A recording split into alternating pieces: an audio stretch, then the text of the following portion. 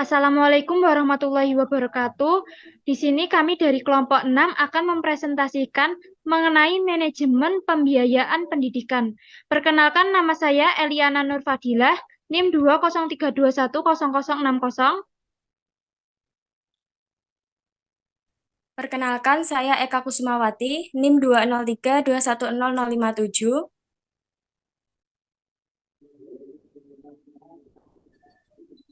Perkenalkan, nama saya Diana Dermawati dengan NIM 2032100046. Selanjutnya, pengertian manajemen pembiayaan pendidikan. Manajemen merupakan proses melaksanakan kebijakan, peraturan, serta kesepakatan sehingga sifatnya operasional, yaitu terdiri dari kegiatan mobilisasi maupun pengambilan keputusan. Sedangkan pembiayaan merupakan suatu hal yang penting dalam keberlangsungan penyelenggaraan pendidikan di suatu sekolah.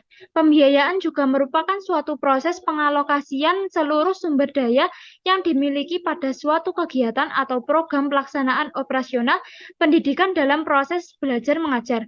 Manajemen pembiayaan pendidikan merupakan proses untuk melaksanakan kebijakan, peraturan, serta kesepakatan yang sifatnya operasional dalam kegiatan pembiayaan yang berkenaan dengan penataan sumber, penggunaan dan pertanggungjawaban dana pendidikan pada suatu lembaga pendidikan secara menyeluruh sebagai wujud implementasi dari berbagai regulasi, kebijakan, aturan, dan program berkenaan dengan manajemen keuangan pendidikan, anggaran pendidikan, pendanaan pendidikan, pembiayaan pendidikan, dan berbagai sumber daya pendidikan yang dapat digunakan sebagai fungsi-fungsi manajemen meliputi perencanaan keuangan penganggaran, pengelolaan berupa pengeluaran atau pencairan, penggunaan pencatatan, pemeriksaan, pengendalian, penyimpanan dana, pertanggungjawaban, serta pelaporan uang yang dimiliki oleh institusi atau organisasi termasuk di dalamnya lembaga yang menyelenggarakan layanan pendidikan.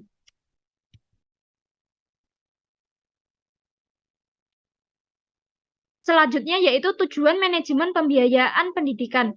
Meningkatkan efektivitas dan efisiensi penggunaan keuangan sekolah, meningkatkan akuntabilitas dan transparansi keuangan sekolah, meminimalkan penyalahgunaan anggaran sekolah, meningkatkan penggalian sumber biaya lembaga pendidikan, menciptakan pengendalian yang tepat sumber keuangan organisasi pendidikan, meningkatkan efektivitas dan efisiensi penggunaan keuangan lembaga pendidikan, meningkatkan akuntabilitas dan transparansi keuangan lembaga pendidikan, meminimalkan penyalahgunaan anggaran lembaga pendidikan, mengatur dana-dana yang ada dapat dimanfaatkan secara optimal untuk menunjang tercapainya tujuan lembaga pendidikan dan tujuan pembelajaran, membangun sistem pengelolaan keuangan yang sehat, mudah diakses, dan memiliki sistem pengamanan yang terjamin dari tindakan-tindakan yang tidak terpuji,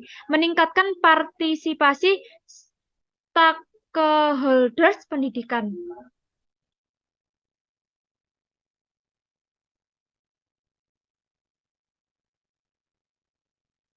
Selanjutnya, sumber manajemen pembiayaan pendidikan. Yang pertama dari pemerintah. Sumber dana pendidikan yang berasal dari pemerintah untuk jenjang SD dan SMP bersumber dari dana BOS yang dialokasikan melalui APBN.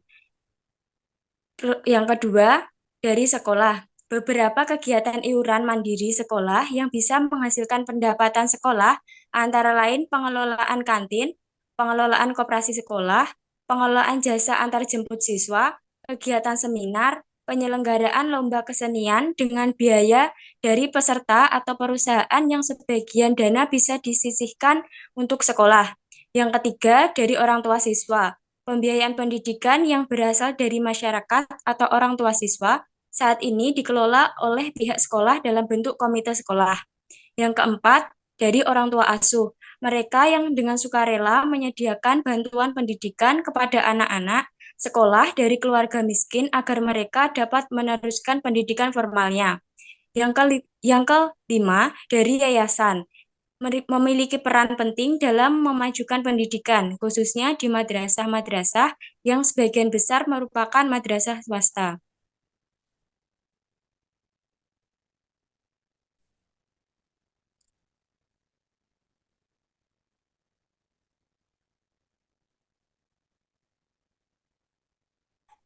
Lalu, ruang lingkup manajemen pendidikan. Yang pertama, penyusunan atau perencanaan anggaran atau budgeting. Penyusunan anggaran merupakan kegiatan mengidentifikasi tujuan, menentukan prioritas, menjabarkan tujuan ke dalam penampilan operasional yang dapat diukur, menganalisis alternatif pencapaian tujuan dengan analisis cost-effectiveness, membuat rekomendasi alternatif pendekatan untuk mencapai sasaran.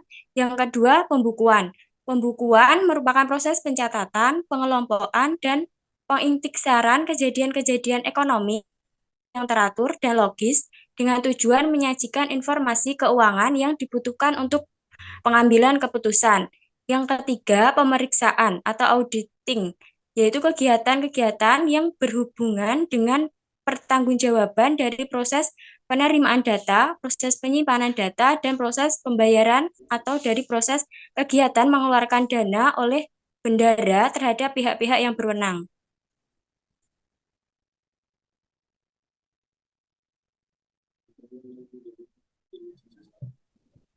Selanjutnya yaitu dokumentasi administrasi pembiayaan pendidikan. Yang pertama yaitu dokumen investasi sarana prasarana.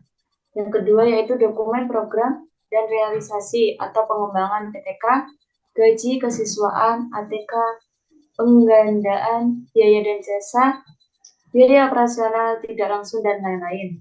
Yang ketiga yaitu dokumen pedoman pengelolaan sekolah. Yang keempat yaitu dokumen penerimaan beasiswa. Yang kelima yaitu dokumen pembukuan keuangan.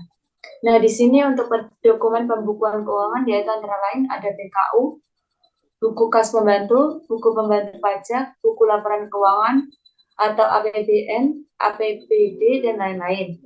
Selanjutnya yaitu dokumen pemeriksaan atasan langsung.